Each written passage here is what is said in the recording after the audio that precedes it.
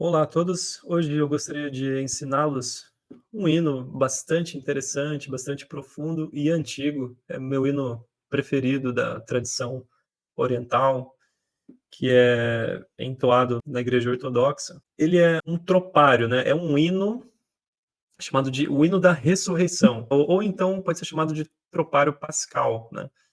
Passalinô tropário em grego. Eu escolhi falar sobre ele porque essa semana é Semana Santa.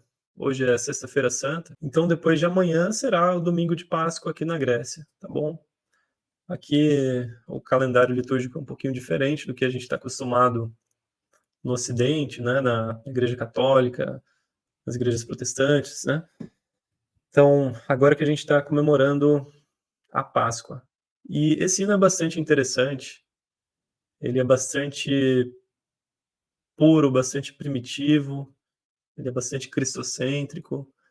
Alguns especialistas o colocam como sendo do século II, né, como estando em uso pelos cristãos já no século II. É bastante interessante. Claro, não tem como a gente bater o martelo em relação à data, né? Mas o fato é que na Divina Liturgia de São João Crisóstomo, século V para o VI ali, já estava em uso. É claro, né?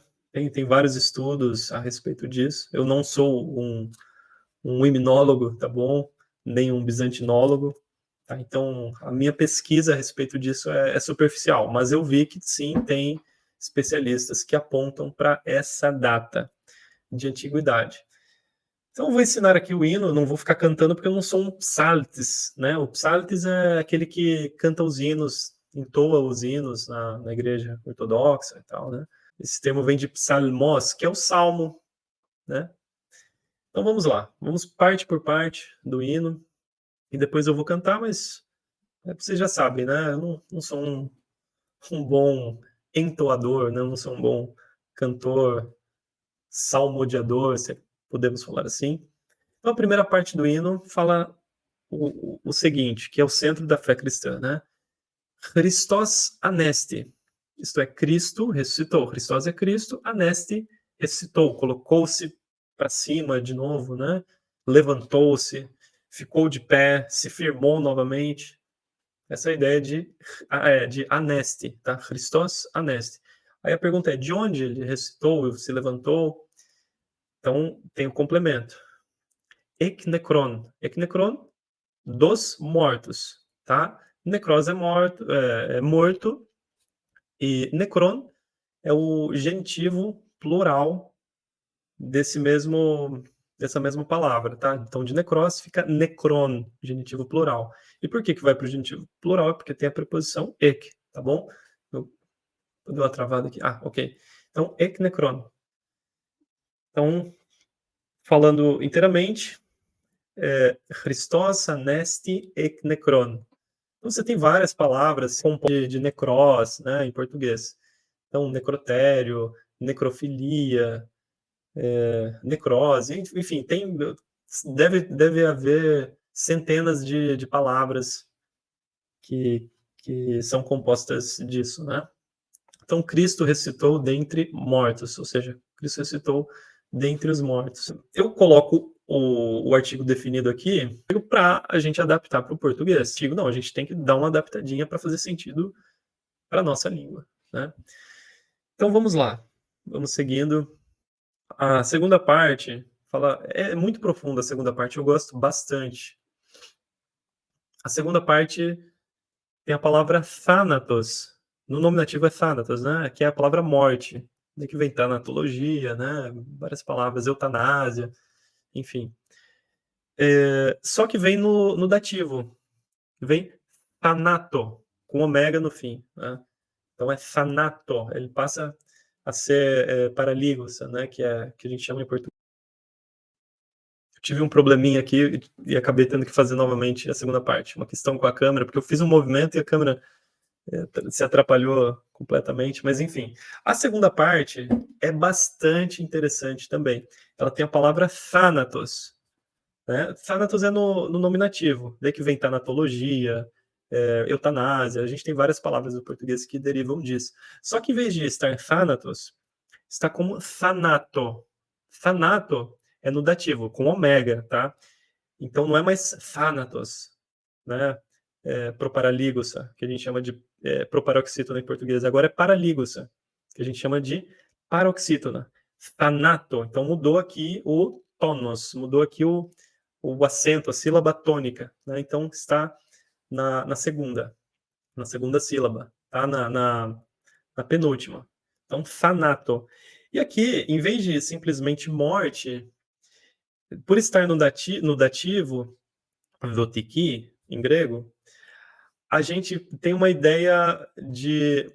A gente poderia traduzir como pela morte, com a morte, ou na morte, né? Então, o que aconteceu na morte ou pela morte, né? Aí que vem algo bastante interessante, logo na sequência, vem a mesma palavra, só que no acusativo, ou seja, dando uma ideia de objeto, tá? Então, na sequência vem thanaton, thanaton, ou seja, thanato, thanaton. Então vem thanato, thanaton.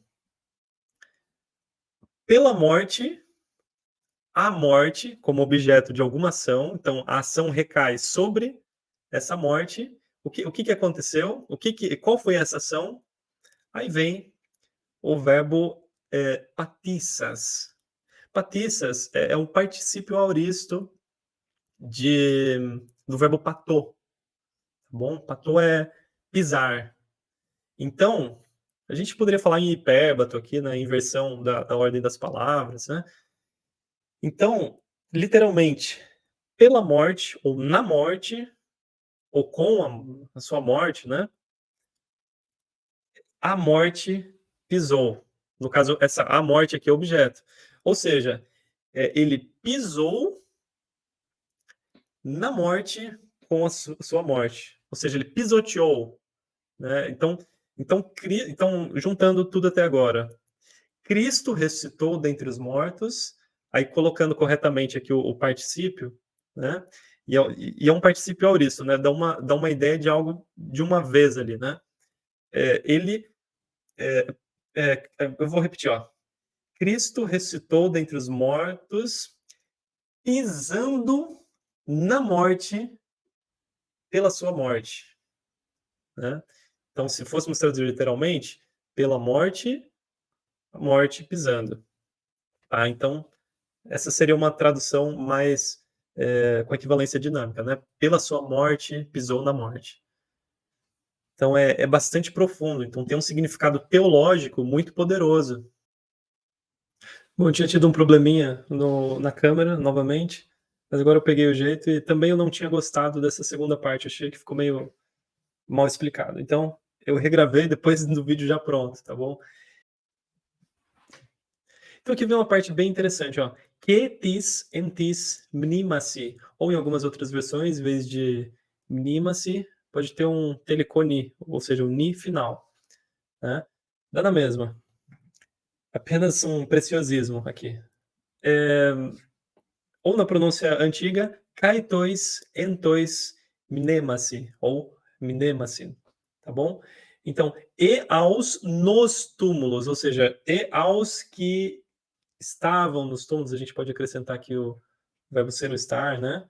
Para ficar mais compreensível para o português.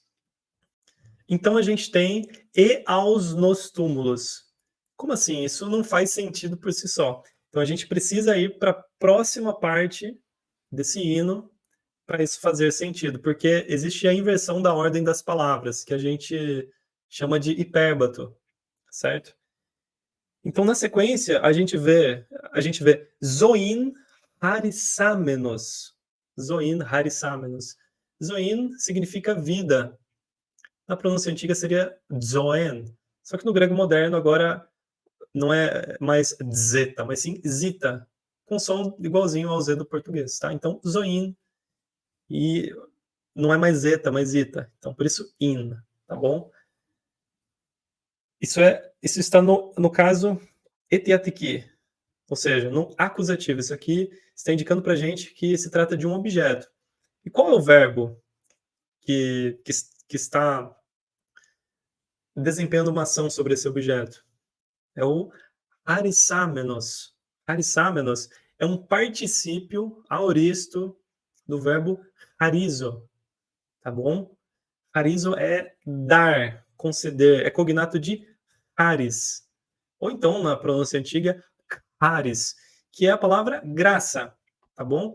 Então é você dar uma graça, né? Você conceder, né? Então, no caso aqui, concedendo vida, ou seja, juntando todo o hino, você tem o seguinte: Christos anesti ek necron. Cristo ressuscitou dentre os mortos. Thanato, thanaton, patissas.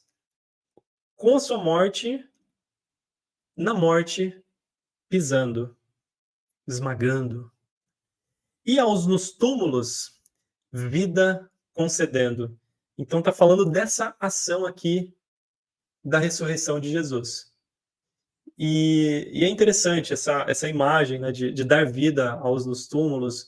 Isso pode retratar aquilo que a gente viu historicamente no finzinho do Evangelho de Mateus, mas também pode ser no sentido espiritual, né?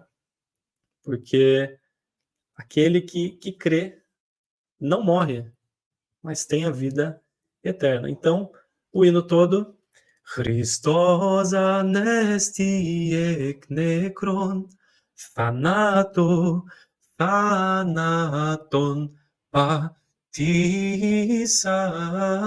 que ti sentis mnimasin, zoin, harisamenos.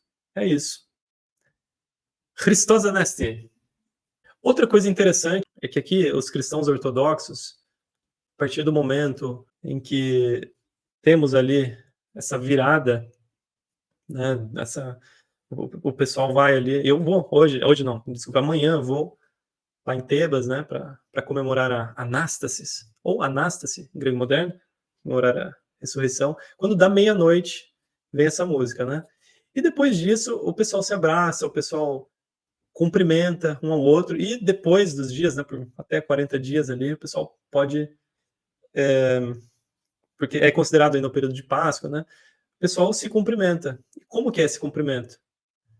Você vai, chega a outra pessoa e fala assim, Christos anesti, ou seja, Cristo ressuscitou, conforme você aprendeu aqui nesse hino.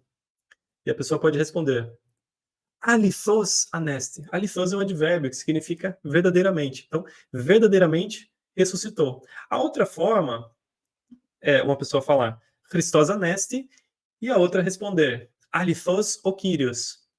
Então, o Kyrios é o Senhor. Então, em vez de falar alithos o Kyrios anesti, pelo fato de que já tem o anesti na sentença anterior que a pessoa falou, já fica implícito, né? Verdadeiramente o Senhor, ou seja, verdadeiramente o Senhor ressuscitou. Então é isso. Christos anesti.